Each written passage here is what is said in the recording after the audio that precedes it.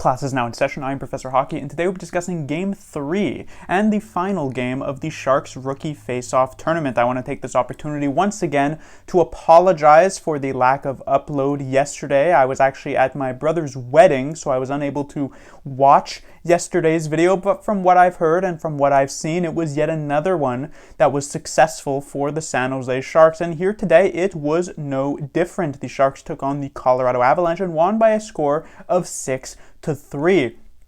But what was interesting about this game is that it was actually headlined not necessarily by the players who played, but actually by the players who missed out. So we already knew Macklin Celebrini. He didn't actually play yesterday's game either. He just had the one on Friday and then sat out the rest of the tournament, including today. This seems to be an indication that the Sharks are pretty much satisfied with what they saw from Celebrini in his one appearance and are more so looking to see how he will be able to do through training camp and preseason. Pretty much penciled in for an NHL slot this next year, so not necessarily looking for anything more from him and definitely not willing to risk injury for it.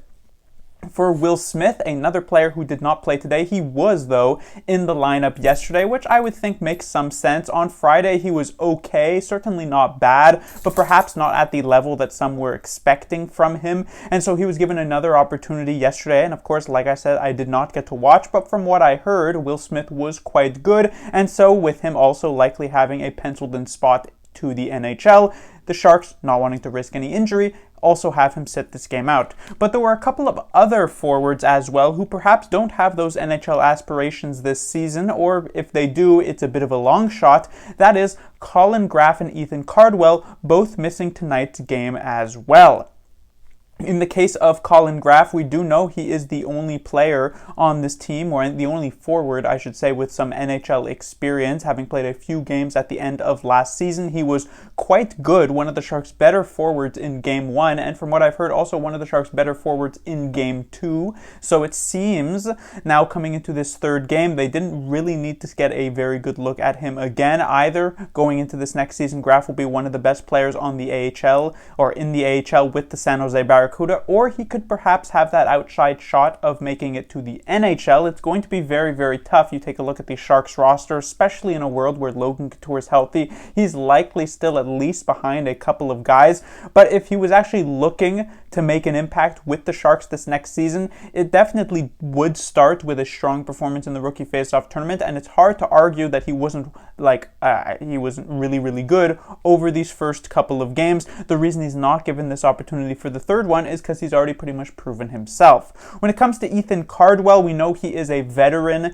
in this particular area. This is his fourth Rookie Faceoff Tournament. He again showed himself to be a very hard worker, a really solid player through these first couple of games, and he as well doesn't necessarily have much else to prove. While an NHL appearance this next season is possible, it is unlikely to be anything long-term, very unlikely to be anything long-term, and instead, McCarthy is likely just very satisfied to know that he is yet again going to have a very good performance from Cardwell. He was one of the Barracuda's best players last season, and that is likely to continue going into this year. Having outlined all the players who didn't play here today, we now have the players that did. Interestingly enough, all four players who I talked about were forwards, and the Sharks actually only came into this rookie tournament with 15 forwards on the roster, which means the Sharks actually only iced 10 forwards for this game, and they were joined by 8 defensemen, an approach that I pretty much have never seen outside of teams that have either been heavily injured or have been in these awkward cap situations. I do not actually remember the last time the Sharks themselves had to run with a group like this, but for a rookie faceoff team where you're not really caring about wins or losses, it doesn't really matter that you're going in this direction. First line for the Sharks was completely loaded up. This is pretty much the last big name forward prospects that were left on the team. Musty joined by Bistedt and Haltonen. In the case of Bistedt, I talked about it back in Game 1 that he wasn't necessarily in a great spot for this tournament because of the fact that the Sharks' top two centers, Will Smith and Macklin Celebrini, would likely get a lot of the elite wingers onto their line. But with both of them now sitting out here today, Bistedt does get to be joined by Musty and Haltonen. This was a great chance for him to show off, and honestly, I don't really think he ran with that opportunity. That is not necessarily to say that Bistedt was all that bad here. In fact, I thought he was quite decent, but the thing is that Bistedt is sort of at this crossroads at this point where there was hope that he could perhaps develop up into like a second line center instead of just being like a bottom six type of player. And this would have been a good chance to try and prove that he had the capability of actually being able to do so. And yet we didn't actually get that from him. Instead, I saw a lot more of those like, oh yeah, maybe he could be like a strong third to fourth liner for the San Jose Sharks. But you just didn't get that elite type of talent out of the performance from Bjugstad, which was definitely slightly disappointing. But at the same time, the Sharks ended up taking a bunch of penalties here today, which means they needed a bunch of penalty killing, and Bjugstad was a large part of that. He showed some solid talent in that particular area, and so I wasn't that disappointed in him. It's just you didn't really get those high highs that you may have hoped for.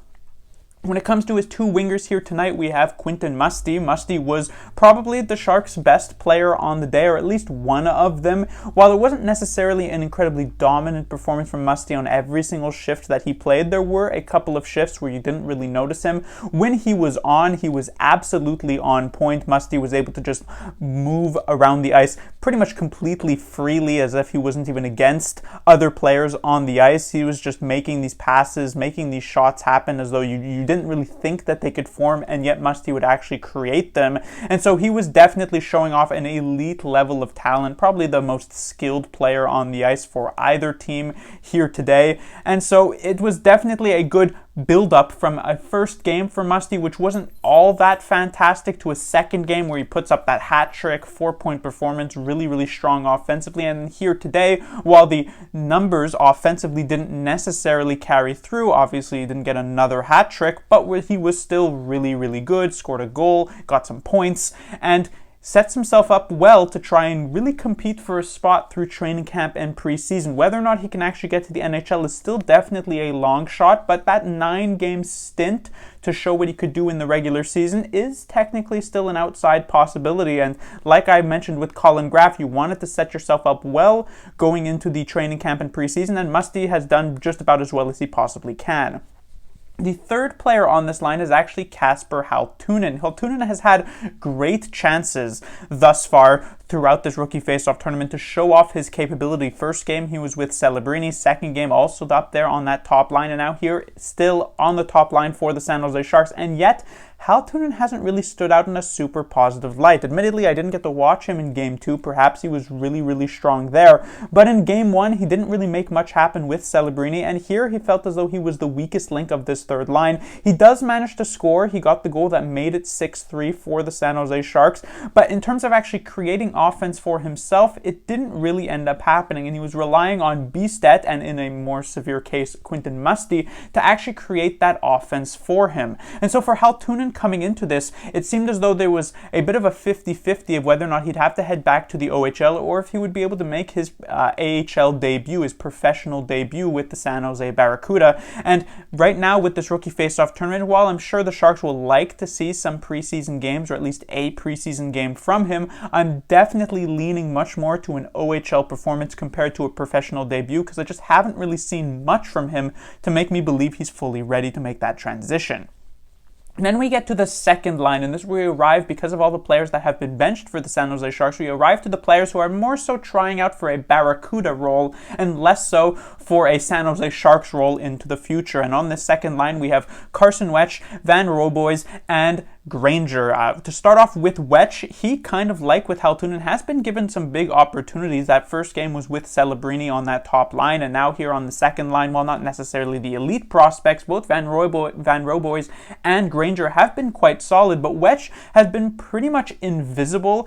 Definitely not the type of tournament he may have been hoping to have, especially not the type of tournament that the Sharks were hoping to get out of him. It should be remembered that Wetsch, I believe, was a third-round pick, which isn't exceptionally high, but it's still relatively high. You were definitely hoping that he would be able to show up and show off a bit more capability in his game. It is still a situation where Wetsch is very young, 18 years old if I'm not mistaken at this point, so he's certainly got a lot of time to work with, but definitely not the type of camp he was hoping to have. When it comes to his two other line mates, on the other hand, both Van Roboys and Granger stood out in very positive lights. Of course, it should be pointed out, like I had said about Granger back in Game 1, both of these players are actually 25 years old, and so there isn't necessarily, extra time to develop. You're not thinking, well, in a couple years these guys could be Sharks players. it's unlikely that they're going to be necessarily going up that much higher from here. But as I said, you're more so getting these tryouts to be Barracuda players. And in the case of Van Roboys, he showed himself to be an incredibly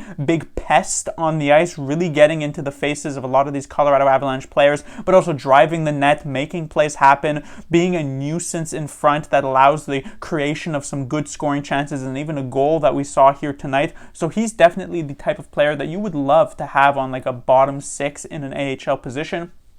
Granger, he also has some really good net capabilities, some very good scoring talent, I would say. Granger is a very small player, which caught me a bit by surprise because you could really see it. You don't even have to look at like the box score to actually see height and weight. You could really see on the ice that he is much smaller than a lot of the other players. He's 5'10", which is an inch taller than Cagnoni, but he's also only 160 pounds, which is 20 pounds lighter than Cagnoni. And like I said, you can really see that on the ice. So it would be extremely difficult without being able to bulk up more for him to actually make any sort of NHL impact. But in the AHL, could he be one of the Barracuda's better scorers, maybe on like a third to second line? I could definitely foresee that because, like I said, he certainly has a nose for the net and has showed off good goal scoring abilities with yet another 2 goals here today. When it comes to the third line, we had Burke joined by Pilling and Mitchell Russell. The real standout of this third line was once again Nolan Burke, who honestly has had a very solid weekend for the San Jose Sharks. He was a write-off in that Askarov trade. He just seemed to be picked up by the San Jose Sharks to make the contract situation work between both teams. But he has looked solid enough to not only be the ECHL player that he was last season in the Nashville organization, but to actually be a San Jose Barracuda player this upcoming year. And unlike Van Roboys and Granger, who were both 25, and so there isn't necessarily much room for growth, Burke is only 21. So there is definitely still a chance that some more development could happen. It's not likely, but there were some good tools that he showed off throughout this weekend that could perhaps lead to something more. And the other 2 players on this line, honestly, Pilling and then Russell, as well as Sumpf here as the 10th forward, who didn't really have his own line, didn't really impress me either which way. Not much to say there. When it comes to the defensive side of things, we have the top pairing with Dickinson, and he was a really interesting player, I guess you could say, in that first game. He was all over the ice in both a positive and negative sense. It really looked like he was just an absolute loose cannon, a Burns-esque type of game, really trying these aggressive moves offensively and perhaps even abandoning his role defensively. And it felt as though in stark contrast to the scouting report that we actually had about Sam Dickinson as a player. I don't know what happened here with him in Game 2, though I have heard that he was actually one of the Sharks' better players there. But in Game 3, we really got back to the Sam Dickinson that we were expecting. We still saw some offensive talent. He showed off elite vision a couple of times with some great passes in the offensive zone. But we also saw him be a lot more steady and committed defensively, especially in the earlier parts of this game. The first 30 minutes, Sam Dickinson was probably the Sharks' best player on the ice, even above someone like Quentin Musty. That's how impressed I was with Dickinson. As the game wore on, I don't think he necessarily got worse, but we actually just started to see a bit less from him. This is mostly because of the fact that the Sharks were running with 4 defensive pairings, which is much more, 1 more than the usual for teams who run with 3. So Dickinson's ice time got shrunk down a bit because of that. But Dickinson definitely impressed me, and that's much more the sort of 11th overall caliber of player that I was expecting to see throughout this Rookie Faceoff Tournament. And it was definitely nice that we got to see it at some point this weekend. I know it was likely on display in yesterday's game, but it was certainly on display here today. He was joined on that top pairing, I guess you could say, with Buchler. I honestly didn't really notice Buchler all that much, probably because I was keeping much closer of an eye on Dickinson, but didn't really stand out any which way.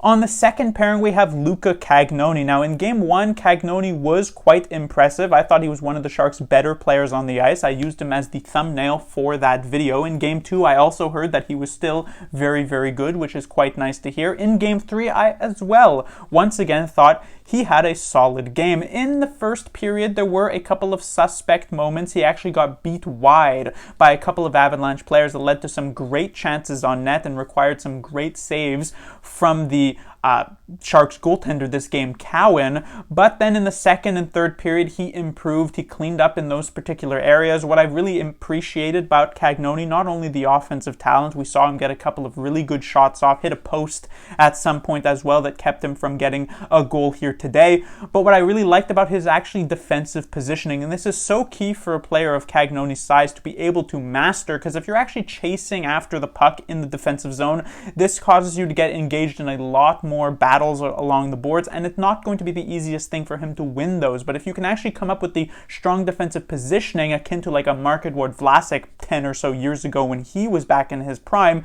that's where you can actually have that success. Look at a player like the Minnesota Wild have in Jared Spurgeon, another undersized defenseman who has had immense success in the NHL because he's just so solid in the defensive zone when it comes to his general awareness of being 2 or 3 steps ahead of the play. So Cagnoni, I thought he showed that off well throughout the entire weekend, and unlike with Haltunen, where I'm leaning much more towards a junior's return for him, Cagnoni also has that same option, and now I'm leaning much more towards that professional debut. We do still need to see like a preseason game or two for Cagnoni to really put that stamp on, but I think it was a great start.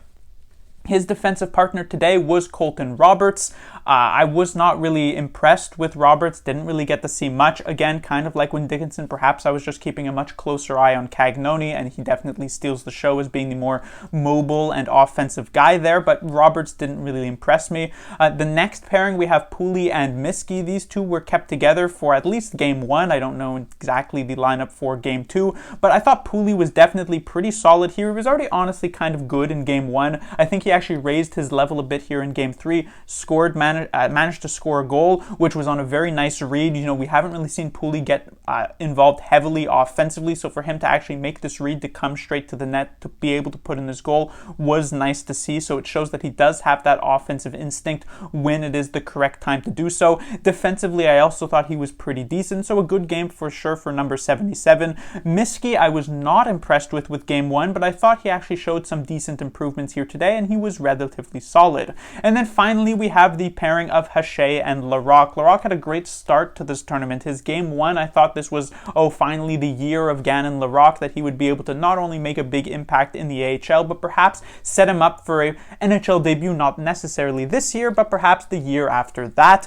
But he's kind of lost that momentum a bit, and I really didn't notice him all that much in the positive sense here today, which was slightly disappointing. Haché, on the other hand, I thought was a pretty nice free agent pickup for the San Jose Sharks to perhaps be a Barracuda defenseman for them this season. Showed off some decent defensive play in game 1, had a fight in game 2, which seemed to be a big momentum changer for the San Jose Sharks, and while here today I didn't really notice him much, perhaps that's actually a decent thing for a defensive defenseman. But that will do it for this Game 3 review, and that will also do it for the Sharks Rookie Faceoff Tournament. I will say things were relatively positive. It's quite clear that the Sharks rookie prospect pool is significantly better than a lot of these other teams, even though the Sharks benched literally their 2 best rookies and then their 2 other best performing forwards in the entire tournament, or 2 of their other best performing forwards in Graff and Cardwell. They still managed to score 5 straight goals against the Avalanche to go from down 2-0 to up 5-2 and eventually win this game 6-3. A 9-goal differential positive over the full 3 games. It is incredibly impressive. And so as we wait over these next few days towards training camp and towards the preseason, we cannot be any less excited here for the season start. Class dismissed.